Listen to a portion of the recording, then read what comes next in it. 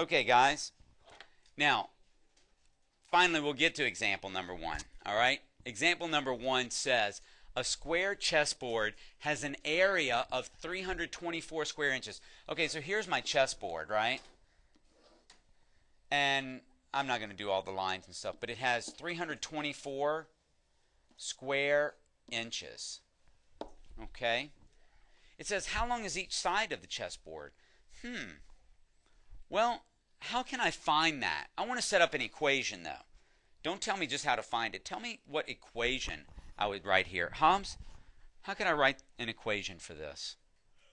The square root of 324. Well, you're telling me what to do to find it. But do you agree? I don't know what this side is, do I?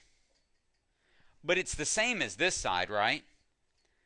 And I know that x times x is going to equal 324, right? Because it's the area of this square. Wait, how do I normally write x times x now that I'm over 8 years old? How do I normally write that now, Justin? X squared equals 324. Okay? Now, Trigo, I don't want to know what x squared is, do I? I want to take the square root of that. I just want to find out what x is.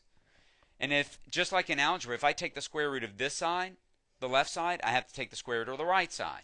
Okay? Now that's going to leave me x is equal to, now Fritz, you learned a lesson earlier today in the first video, as did everyone else. If this were pure math, what would my answer here be? If it were pure math. Alex? No. If this were not a real world problem, Kai, my answer would be what? 18 or negative 18. Right? But wait a minute, this is a chessboard. I can't have a chessboard with a side length of negative 18 inches. So that doesn't make any sense. So my answer is that each side is 18 inches long. Okay, does that make sense? But Fritz, do you see, if this were pure math, I'd need to give both of them, right? Does that make sense to you, Trigo? Yeah. How about to you, Nikki? Justin? Yep.